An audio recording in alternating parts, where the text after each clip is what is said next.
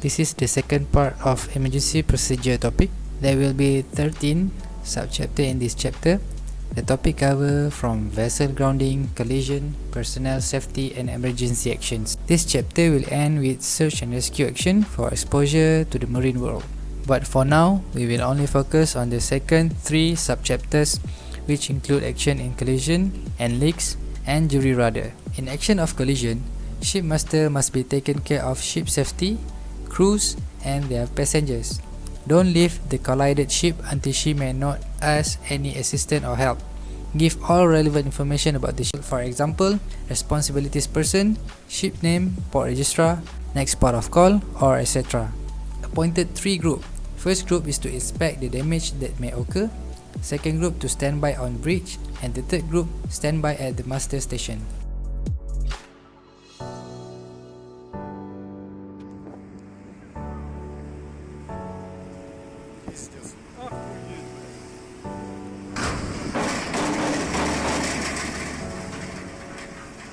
When collision happen, first thing to do is to switch on the general emergency alarm and then inform the master and the engine room control. Stop the engine immediately, close all the watertight door, tag correctly ship position, for example, course, bearing or etc. Take the time of collision. VHF standby on channel 16. Prepare of life-saving appliance like lifeboat, life raft or etc. Measure the water depth inside the tank or bilges. Switch all the light on bridge and main deck. Assemble all passengers and crew members on master station or emergency point. Make a report on official logbook. In situation of minor hull leaks, we should first stop the engine and then inform master. Close all the watertight door, especially on the leaking compartment. Plug in the leaking hole to reduce inflow of water using patches, collision mat, application of cement, boxes or etc. Measure the water level in the tank and bilges. Put the signal flag above the ship roof. Switch all light on main deck. Call the coast station for assistance or may need the tug assistance. Record all events on the official logbook. And finally, third precaution, to refloat back the ship. Damage control is based on the premise that the safety and life of the ship depends on the watertight integrity. There is no such thing as a little leak. Any size of leak can cause alarm. Through damage control, this leak may be either stopped or reduced to a point where the ship's pump can control any excess water. Along with other emergency duties, fire and lifeboat, certain crew members are also assigned to an emergency squad or damage control team. This team may consist of the chief officer, an engineer, bosun, seaman and engineman. There should be sufficient skill among the team members to perform the tasks required in an emergency. The wet trainer, also known as the buttercup, educates every sailor on how to combat flooding by working together as a team while using various shipboard equipment in a live flooding environment. Simulations here are absolutely critical. You can't put them in like a computer situation for this. This has to be a hands-on type of training. You have to put them through the situations. You got to get them cold. You got to get them wet. They got to put their hands on, because if you don't do it, you don't commit it to memory. And so that's why we do this. It's muscle memory now. They're going to leave now. They're going to know how to do a pipe patch. They're going to know how to put up a K-type shoring, I-type shoring, H-type shoring. They're going to know how to put up a box patch and stuff associated with damage control, because we taught them here at the schoolhouse. We have a controlled, safe environment for people to come and train. And it's not just damage control men or the MRs, it's all rates need to learn how to fight fires and do flooding. It's a lot better than a computer simulator. It's actual real life. The lights are out, we got smoke machines in here, there's water spraying everywhere. These are some skills that need to be learned for damage control. White patching, shoring, hinges patching, hooks type patching like J-bolt, T-bolt, pipe patching, plug tab and others. In emergency steering procedure, the helm unit and other valve control the direction and volume of flow of the hydraulic oil in the steering system. If for some reason there is a total loss of steering, you can rig for emergency steering using the emergency tiller.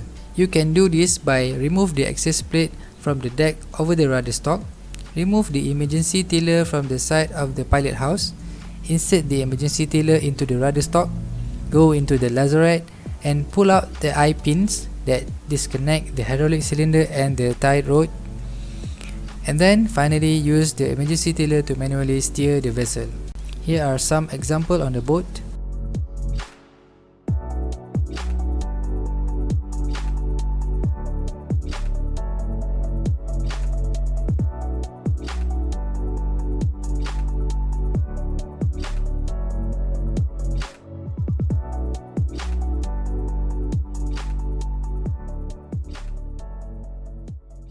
Repair equipment is located in the aft port side lazarette. Locate the yellow tool. Use the tool to unscrew the emergency tiller cover. Place the cover and tool in the lazarette to prevent them from being lost, damaging the boat, or causing injury to the crew. The starboard side lazarette. There is a large pole with a small pole stored inside. Be careful that the lazarette does not slam shut on you while you are accessing the poles. The emergency tiller has a long slit on one end. If you look in the emergency tiller access port, you will see a narrow shaft. The slit should be aligned with the shaft. To steer the boat, It is important to grip the tiller tightly when backing, or it will knock a man overboard. In backing off a beach, particularly where bars are present, 2 members of the crew may be required to handle the tiller.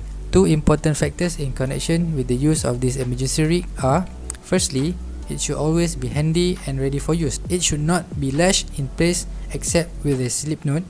It should be kept in the after section of the boat as near to the rudder post as possible. And secondly, the method of steering with tiller is exactly opposite from that of the wheel. For instance, to turn the boat for starboard, the tiller is put to port, and vice versa. This procedure is again reversed when backing up. These are examples in the larger ship. To definitely isolate the signals coming from the bridge when you're going to test emergency steering gear. So the next step would be to operate the lever as per the bridge command. So let's say the bridge is about to give orders. We have 2 modes or 3 modes of communication depending upon the system, but 2 independent means of communication is necessary from the bridge to the steering gear room. I put this lever on the servo motor to port side, and you can see the rudder moving towards the port side, which is being shown here. Now it moves to 20-degree port, and I stop it at 25-degree port.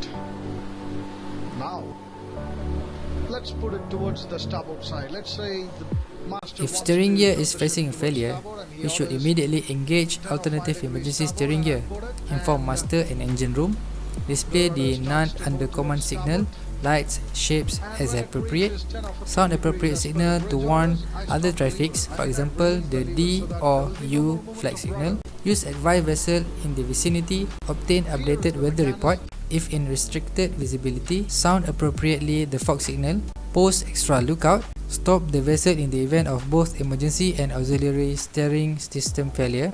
If the vessel is stopped, a warning report may become necessary depending on the vessel position. For example, if you are stuck in the English Channel.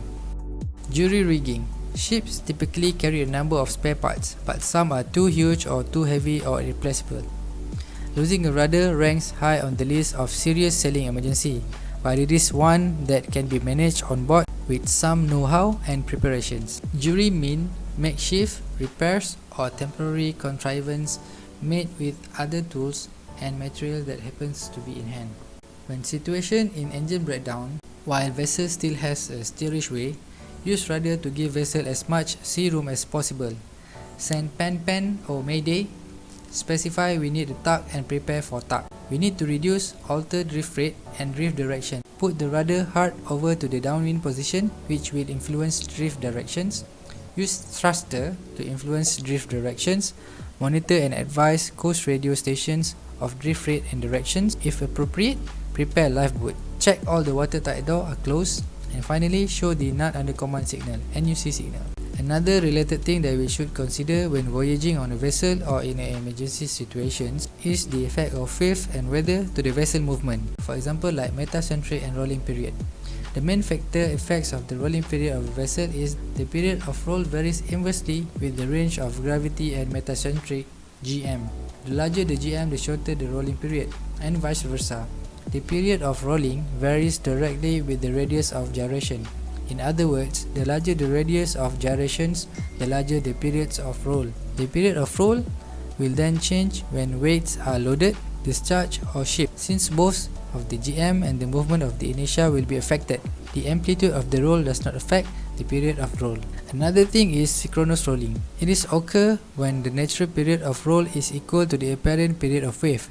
When this occurs, the wave gives the ship a push each time she rolls, causing her to roll more and more heavily. It is dangerous when we experience synchronous rolling. There is possibility of capsize, cargo shifting due to heavy rolling, the possible cargo damage and structural damage, personal injuries, dangers of free surface effect, FSE, and ship are more vulnerable if engine breakdowns occur. The action which may be taken when vessel is experiencing synchronous rolling is to alter the course that will alter the apparent period of the wave as it reduces the apparent period of the wave, alter the speed which effective if the area are not abeam, and finally to change the GM distance or distribution of weight aboard the vessel by ballasting, deballasting, or shifting weight.